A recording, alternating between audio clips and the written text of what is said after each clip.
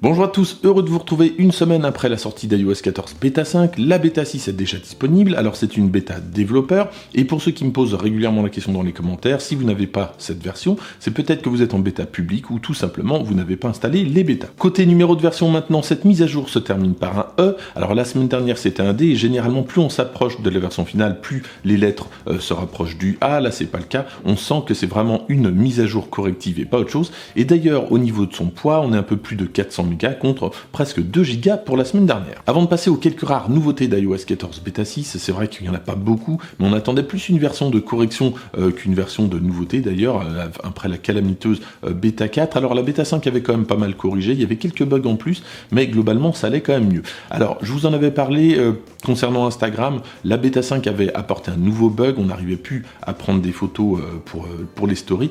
Là c'est corrigé, alors c'est pas la bêta 6 qui a corrigé ça, c'est simplement Instagram qui a fait une mise à jour. Je vous en ai parlé dans mon Twitter hier justement, il y a une mise à jour d'Instagram et le bug est corrigé. Et toujours dans le même état d'esprit, un bug dont je vous parle régulièrement, c'est un bug avec l'application appareil photo. Lorsque je lance l'appareil photo, j'ai un écran noir, alors pas tout le temps, il faut redémarrer l'iPad ou l'iPhone pour que ça fonctionne. Alors j'avais plus ce bug d'ailleurs avec l'iPad. Là avec la bêta 6, j'ai fait quelques tests et il semblerait que le bug ait disparu enfin.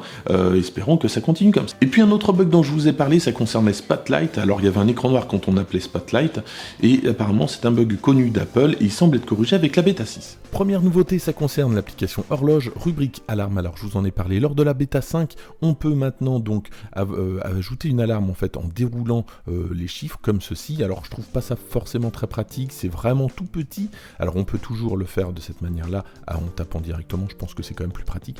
Et cette semaine avec la bêta 6, donc c'est un petit peu plus mis en valeur. Regardez, on a un encadré orange qui peut-être donne l'indication qu'on peut dérouler les chiffres de cette manière. Autre nouveauté ou plutôt régression, alors sur la gauche iOS 14 bêta 5, sur la droite la bêta 6, et regardez je suis dans reconnaissance des sons, c'est l'une des nouvelles fonctions d'iOS 14 qui permet aux malentendants d'avoir une notification s'il y a un son environnant, et regardez ils ont retiré le cri, alors ça marchait plutôt bien, contrairement à taper sur la porte qui ne fonctionne toujours pas, j'essaye toutes les semaines mais ça ne marche pas, globalement l'ensemble fonctionne bien mais là ils ont retiré cri, je sais pas pourquoi, peut-être que c'est un bug, ça reviendra peut-être avec la bêta 7.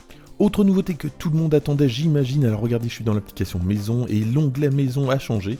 La porte est un petit peu plus à droite. Là, elle était bien centrée dans la version 5, elle est maintenant un petit peu plus à droite. Je pense que tout le monde s'en fout. Autre nouveauté tout à fait aussi inintéressante que la précédente, lorsqu'on fait un appui prolongé sur une application, par exemple pour la supprimer, regardez, supprimer l'app a été modifié de place, maintenant on l'a tout en haut. Dans le même état d'esprit, on se trouve dans l'application photo, onglet album, et regardez tout en bas, on a une rubrique qui s'appelle Utilities, alors je pense que c'est pas encore bien traduit, on avait autre album dans la version précédente, et je vous rappelle que c'est là où les albums masqués se trouvent. Et puis toujours du lourd, alors cette fois-ci on est dans l'application mail, et regardez l'expéditeur en bêta 6 est bleu, rappelons-nous qu'en bêta 5 il était gris.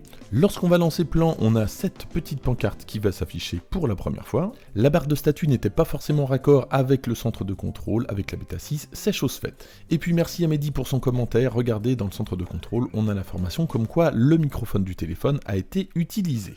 Et puis pour terminer, une nouveauté que je n'ai pas encore testée puisque j'ai pas trouvé de série ou film compatible, ça se passe dans l'accessibilité, rubrique AirPods, et regardez, on a un nouveau bouton qui s'appelle suivre l'iPhone, et là on a l'impression que le son, lorsqu'on a les AirPods Pro à l'oreille, on a l'impression que le son vient de l'iPhone. Côté batterie, j'ai pas rencontré de problème particulier, mais j'ai pas suffisamment de recul pour en être sûr, mais globalement, de toute façon, depuis quelques bêtas, la batterie tient plutôt bien. Voilà donc pour ces quelques correctifs et nouveautés d'iOS 14 bêta 6, la bêta 7 pourrait arriver mardi 1er septembre, mais Apple n'annonce rien. En attendant, n'hésitez pas à liker cette vidéo, à la partager, à vous abonner si c'est pas déjà fait, et moi je vous dis à très bientôt.